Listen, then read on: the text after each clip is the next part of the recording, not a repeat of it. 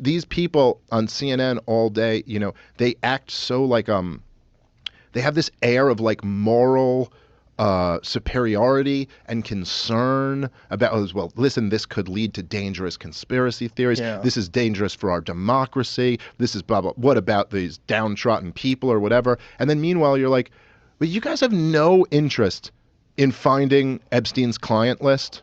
Really? Like, how are you not talking about that every day, man? Right. Like, every day.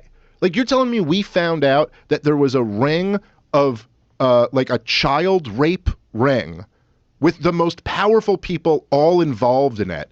And you're not just demanding every day that we get to the bottom of this. And in fact, we know that that one ABC reporter had the story suppressed when she first broke the Epstein story, right? Yeah. She was on a hot mic talking about it. Yeah. And like, so you're like, well, where do you get off? Like acting like you're yeah, this is how the media works. You get quoted and then we quote you. And then we show you that's how the media works. Like this air of superiority where you're like, you've been caught red-handed on so many different things. You lied us into every freaking war in the last 20 years. You suppressed the Epstein story. You bullshitted about the Hunter Biden story. You're all now even admitting it. Even they're admitting it now. Oh, yeah, well, it turns out there is a whole real corrupt thing to be investigated here about the Bidens. And it's like, but then they still turn around and have this like, well, we're the news.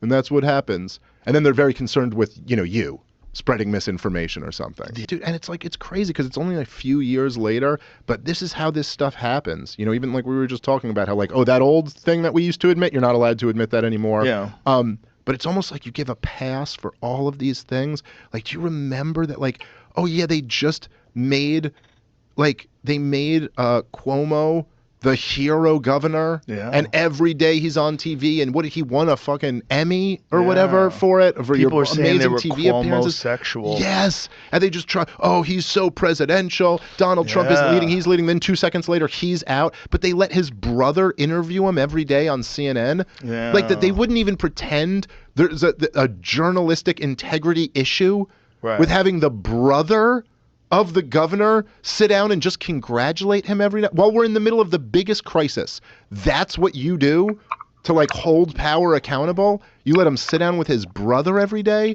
I can't believe even as corrupt as I know, like all the corporate press like institutions are, I can't believe there wasn't someone there who goes, this is too much of the appearance of like, we're not even pretending. Let's have someone else interview him every day. Let Don Lemon do the Andrew Cuomo stuff, you know? Right. I think they thought it was cute that they would talk shit to each other. Yeah. Like, that was the fun thing. That it was like palling around with my brother. Yeah, I'm sure it was great for ratings or whatever. They thought he was going to be the president, man. And then, for whatever reason, they turned on him. Yeah. And it's wild watching the Democrat establishment turn on that guy. Because in the beginning of the pandemic, he was... What do you think it was? Do you think it was the nursing home statistics? No. Like, what is it that, like, where he became a liability? Because there was a lot of people that were saying, like, that guy could be the big guy to challenge Trump. I don't think it was the nursing home thing. I don't think it was any of his track record on COVID. Because, I mean, look, Newsom has a terrible track record on COVID, but they're not, like, turning on him over that. I think it's like pissed off some powerful people behind the scenes, some shit like that happened. Because it was a concerted effort. Like, he was being propped up like the next guy, and then they were like, we're pulling the floor out from underneath this guy. Just like that. It was crazy during COVID how many of those things happened where, like, you know, they'd go, like, with very little time in between, they'd go from being like, okay, like, you can't leave your house. They were like demonizing kids who are on the beach. You know, being like, look how reckless these kids are being. They're out on the beach with their friends. MSNBC's like, this guy's not wearing a mask. Like demonizing anyone who went outside. And then it was like, well, if you're protesting for Black Lives Matter, that's totally cool.